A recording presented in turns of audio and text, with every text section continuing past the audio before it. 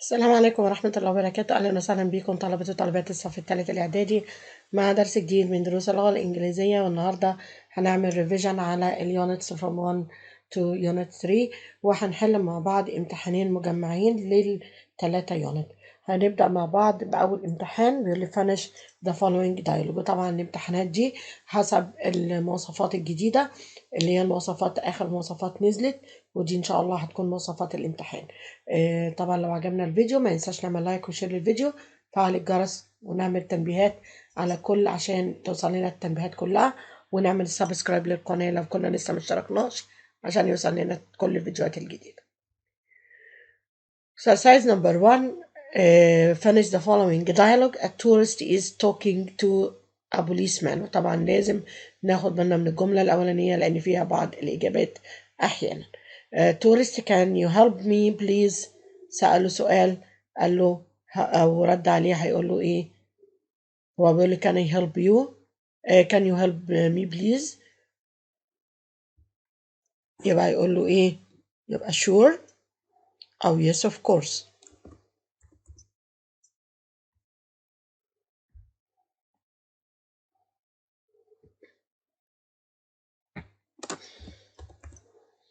yes of course.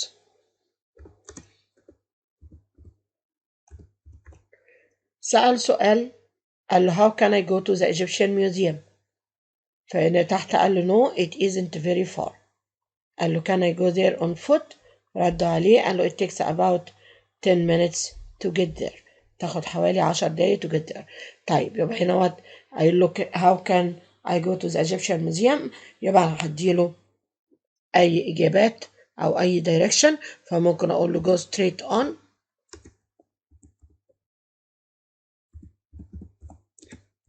go straight on هتمشي طوالي. ممكن اقول له past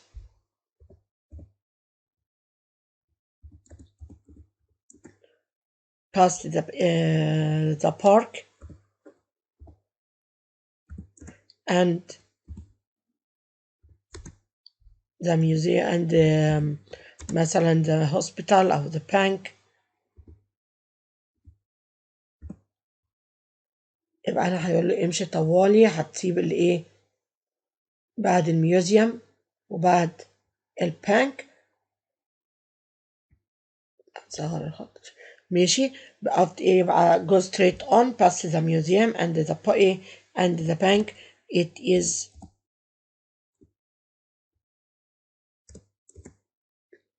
on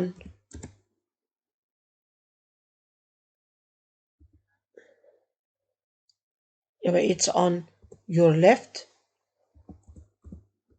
يبقى مثلا على شمالك، أو it's on your right.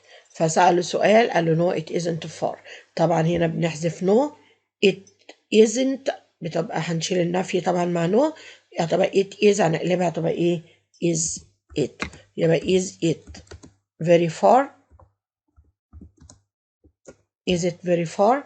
فقال له no it isn't. قال له can I go there on foot؟ يبقى هيقول له yes you can. قال له not it takes about 10 minutes to get there. يبقى هنا ال 10 minutes دي فترة، يبقى هنسأل عن فترة بإيه؟ very good ب how long. يبقى how long. هنا بيقول لي it takes، فعندي اس في الفيرب، يبقى هنحذف الاس ونحط does أول الجملة، وهتبدأ بعد كده ننقل الموجود ما عدا السؤال أو الإجابة بتاعتي. يبقى how long does it take وزود طبعا الاس، هنشيل 10 minutes وهنكمل to get there. يبقى how long does it take to get there. question number 2 وده عبارة عن text ناقص كلمات هنكملها من الكلمات الموجودة في الليست. My name is Judy and I live in Aswan. It's a busy city with about 1.5 million people. يبقى هي مدينة مزدحمة فيها حوالي 1.5 مليون شخص and there is a lot to do. يوجد الكثير عشان تفعله. the weekend طبعا the weekend بتاخد preposition at. On Friday morning I sometimes shopping. Very good. I sometimes go shopping. Aswan is a great place for this. There are lots of interesting shops and I love going to the famous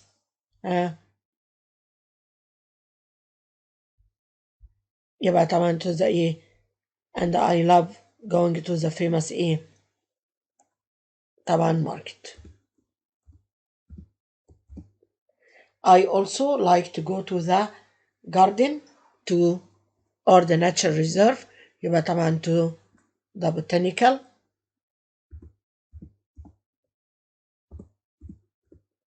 garden or the natural reserve. exercise number 3 وطبعا ده قطعة الكومبريهنشن. وطبعا قطعة الكومبريهنشن هناخد بالنا منها قوي لان مش هتبقى سهلة، هيبقى فيها كلمات ما عدتش عليا لان القطعة كلها unseen. الاسئلة هتبقى غالبيتها critical question. جانا loved bedtime يعني بتحب وقت النوم.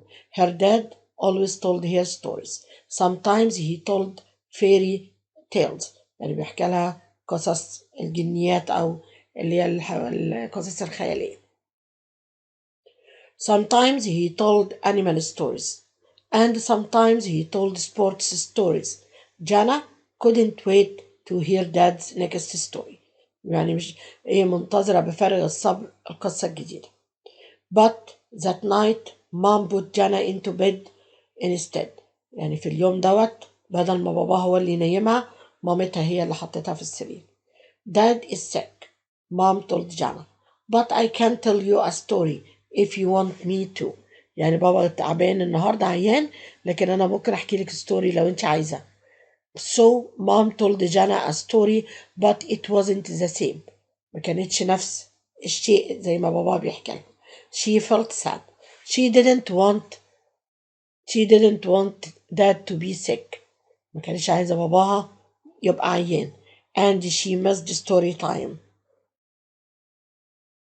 When story time with dad, she thought maybe dad missed story time too.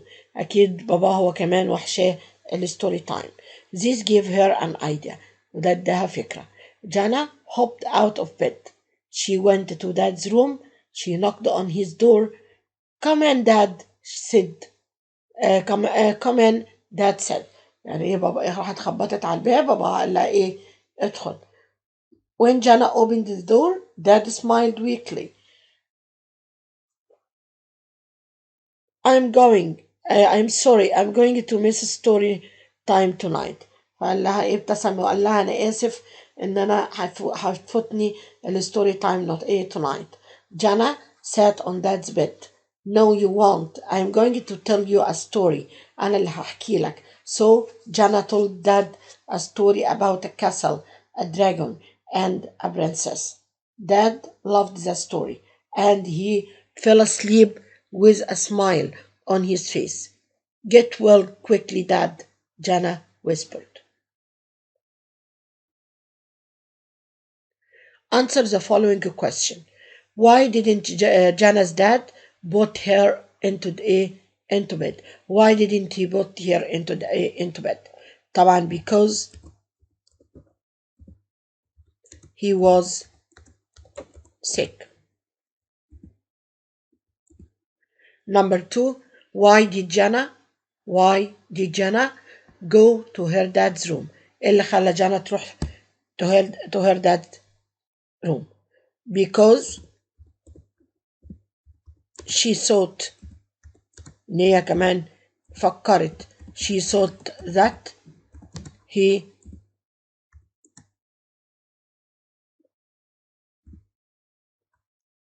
طبعا هو قال لي فوق إن هي قالت لي she thought that her dad maybe missed story time. يبقى because she thought that he maybe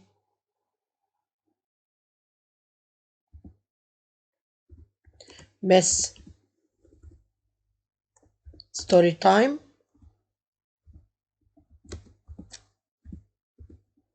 So she decided أو she wanted، لو مش عارفين نكتب كلمة decided يبقى to tell him a story، إن هي كانت عايزة تحكي له القصة. Who fell asleep at the end of the story. What happened at the, you know what قال you know what dad she told dad a story about a castle, a dragon and the princess. Dad loved the story and he fell asleep with a smile on his face. فقالت له get well quickly dad. Jana whispered. يبقى who fell asleep يبقى طبعا Jana's dad.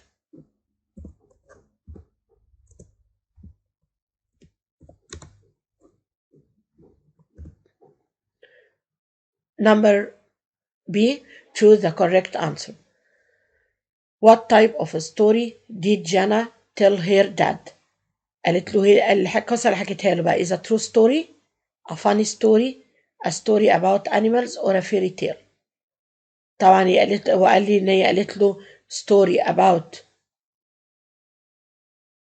a princess, a castle and a dragon. الدراجون طبعا اللي هو التنين، فدي طبعا هي ايه؟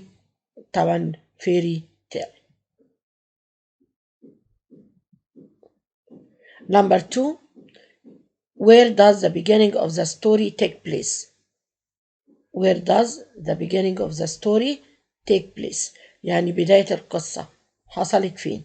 In Jana's bedroom, in Jana's dad's bedroom, in the living room, in the kitchen. يبقى بداية القصة بدأت فين؟ طبعا in Jana's dad's room.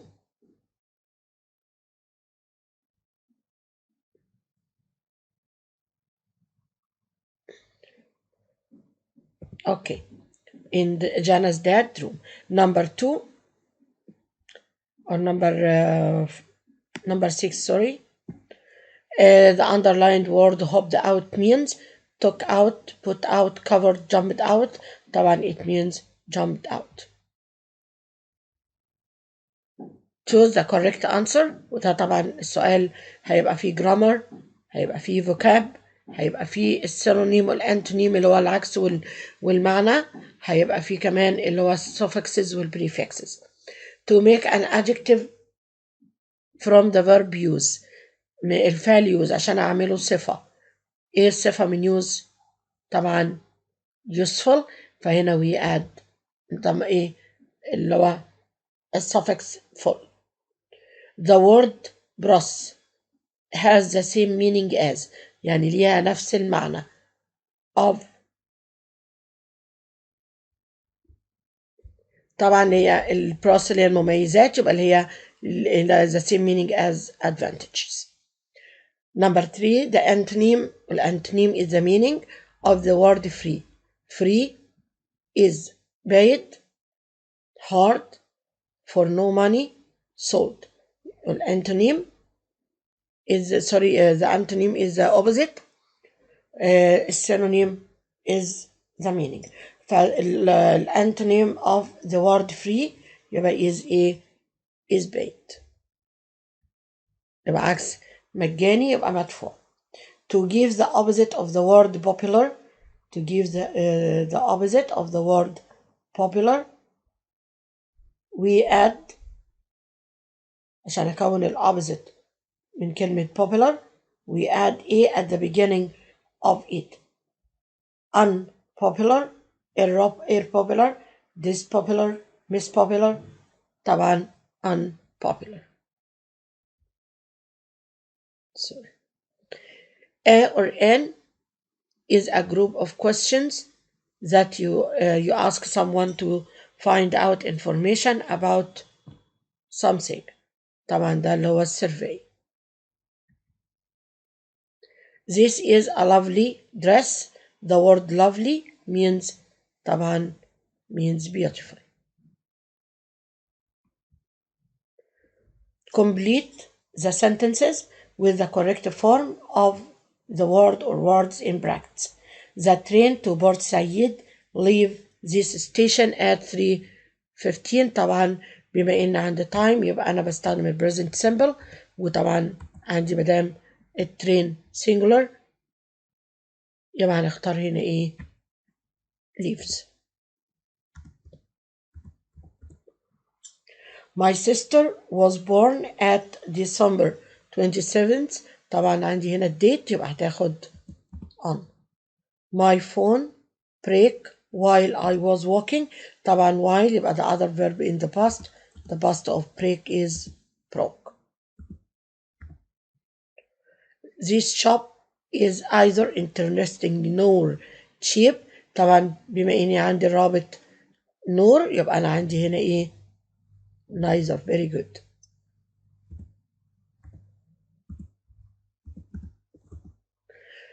The walk over the mountain was beautiful but it was very طبعا tired. طبعا انا بوصف المشي يبقى انا هنا بستخدم الصفة بالاي ان جي يبقى it was very tired.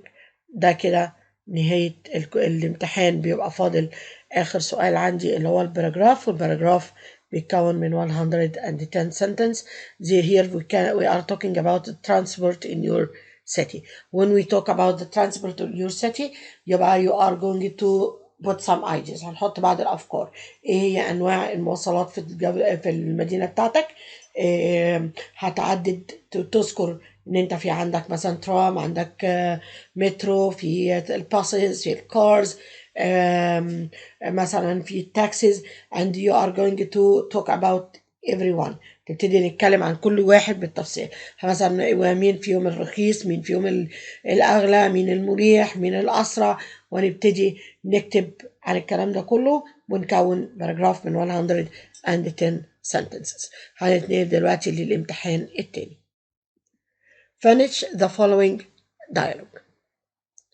A passenger is taking a train to Aswan. Good morning. Where does the train to Aswan leave from? Where does the train to Aswan leave from? يبقى طبعا ممكن نستخدم نوت it leaves from.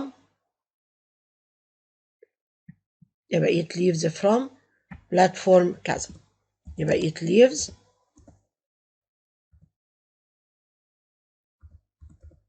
from platform اللي هو طبعا الرصيف، وهحط رقمه بلاتفورم 5 6 ايا كان. فسأله سؤال، هو طبعا قال له thanks. بعدين سأل سؤال فقال له the next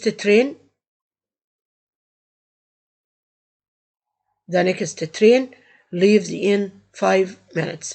طيب ممكن يسأله هنا ايه؟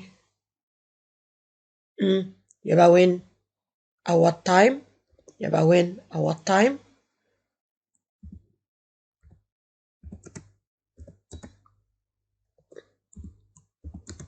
يبقى when or what time is the next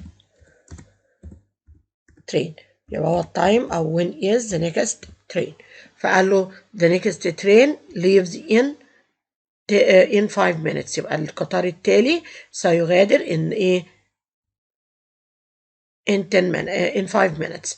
قال له great. what time does it arrive in أسوان؟ هيوصل في أسوان امتى؟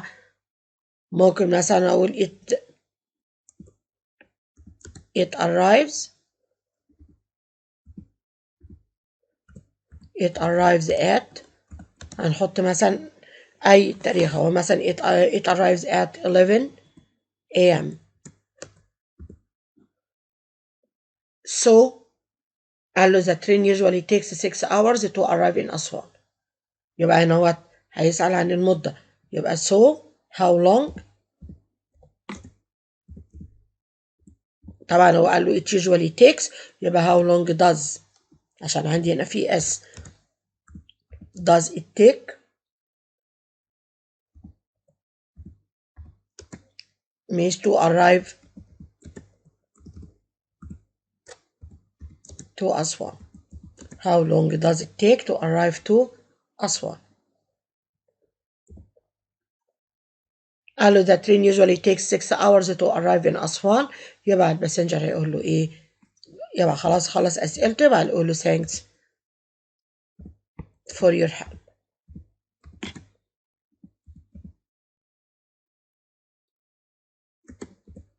أو ممكن نقول له okay I'll take that. Okay I'll take that. Exercise number 2, complete the text with words from the list and discount, cheaper or internet smart. There is a big sale in the shopping mall in our area. Are the colors all the clothes are than usual. يبقى طبعا all the clothes are cheaper than usual. This week this microwave has 25. أول ما بلاقي نسبة يبقى معاها على طول discount.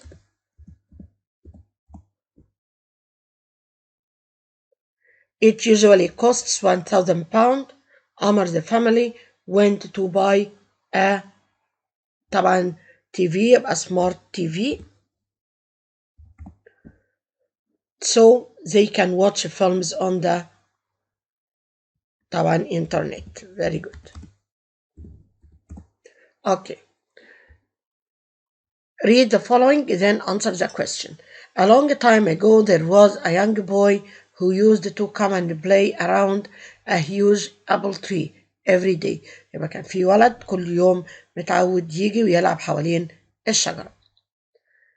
He climbed the tree, ate the apples, loved the tree, and the tree loved to play with him. يبقى كل يوم يجي يتسلق الشجرة ياكل التفاح. حب الشجرة والشجرة حبته. The boy got older and didn't play around it every day. بقى الولد كبر وما بقاش يلعب حواليها كل يوم. Every time when he came back he was sad and didn't want to play with the tree. كل مرة بيروح هناك أو يرجع عند الشجرة يكون زعلان ما يرضاش يلعب. However, the tree was ready to do anything to make him happy. يبقى الشجرة كانت مستعدة تعمل أي شيء يخليه سعيد. She gave him all the apples to sell them and buy toys. Then she told him to cut her branches. يبقى الأول اديته كل التفاح اللي فيها عشان يبيعه ويشتري بيها ألعاب. بعد كده قالت له إن هو ممكن يقطع الفروع بتاعتها to build a house. And at last he took her trunk to build a boat. خد الجذع بتاعها عشان يبني قارب and go sailing. Finally, he came back after many years, but she told him that she had nothing left except her root. رجع بعد سنين طويلة قالت له إن ما عنديش أي حاجة أديها لك غير الجذور. The man told her that he only wanted a place to rest. قال لها وكل اللي عايزه مكان يرتاح. The man sat down and the tree was very happy. What did the boy used to do when he was young? يبقى what did he used to do when he was young? يبقى he used to come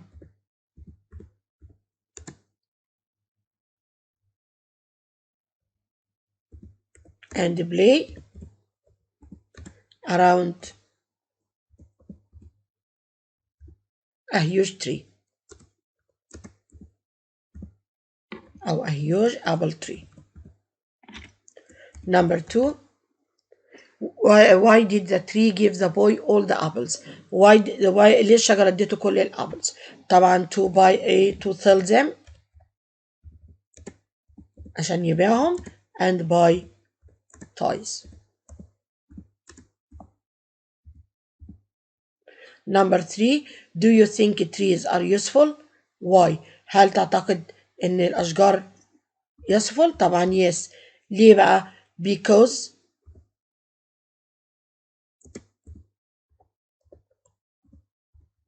we can eat.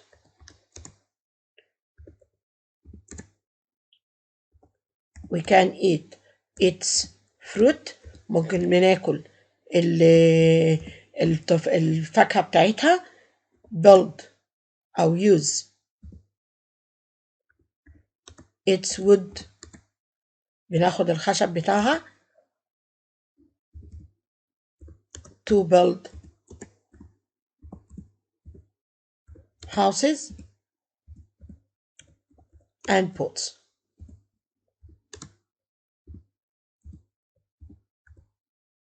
And we can sit. طبعا في الآخر كمان we can sit. نقدر نقعد under it أو in its shade. بنقعد في الظل بتاعها. الشيد اللي هو الظل. أصغر بس الخط. أوكي. Number B. Choose the correct answer. The tree gives the boy here A to build a boat. ادته A to build a boat. هو قال you know what she cut the branches to build a house and at last he took the trunk to build. Very good. يبقى he took the trunk. The main idea of the passage is to be careless, helpful, and kind, sad. طبعا to be helpful لأن هي ساعدته بكل الطرق. The underlined it refer to هنا what it قال لي to play around it every day. طبعا it هنا تعود على the tree. Choose the correct answer. These summer clothes have 25 طبعا discount. 25% discount. While TV my father fell asleep. يبقى طبعا while watching لأن هنا ما عنديش subject. You can we can make when you have a good effect on a person. يبقى طبعا you can make a difference لما يبقى ليك تأثير كبير على شخص. Everyone must wash hands before eating. طبعا everyone must wash طبعا their hands. وطبعا ناخد بالنا ان كلمة everyone او everything بتاخد singular verb لكن بتاخد plural pronoun. The decent life is an exciting plan. طبعا initiative. I was very hungry. I was not able to finish my pizza. يعني أنا كنت جعان جدا مع ذلك لأن هنا في تناقض يبقى however I was not able to finish my pizza. She has decided that she not English. هي قررت خلاص. It's a decision. يبقى she has decided she is going to study لأن ده قرار.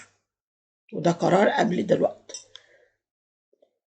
The castle is impressive, amazed, boring. طبعا ال adjective for the things is impressive. Impressive يعني مبهر. In addition to she helped me to do my washing. طبعا in addition to بيتبعها فعل ing يبقى in addition to cooking. When to Luxor. Will the train leave? Does the train leave? Do the train leave ولا is the train leaving؟ طبعا ما دام مرتبط بجدول مواعيد يبقى في present simple يبقى when does the train leave. Choose complete the sentences with the correct form. Number 1, how sometimes do you talk to your friends. طبعا the question is how often. Number 2, should we go to the space exhibition by metro. Great idea. طبعا هنا ده اقتراح والاقتراح was begin with shall we not should we. Number 3, thanks, I'd love, come. طبعا I'd love is followed by to plus the infinitive verb يبقى I'd love to come. Ali is the best friend. طبعا مفيش the best يبقى is my best friend. Neither of these necklaces are nice. I can't decide. طبعا أنا مش قادر أقرر يبقى يبقى both of them is nice. يبقى both وطبعا عندي هنا plural verb الفعل بتاعي فعل جمع، عشان كده نايذر طبعا ما باخدش نايذر، لأن هنا بيقول لي كلاهما كويس، أنا مش قادر أقرر. بكده نكون وصلنا لنهاية الفيديو بتاعنا النهاردة. أتمنى إنكم تكونوا استفدتم. لو عجبنا الفيديو مننساش نعمل لايك وشير الفيديو، فعل الجرس على كلمة all عشان يوصل لنا تنبيهات بكل الدروس الجديدة. Until we meet again, goodbye and good luck.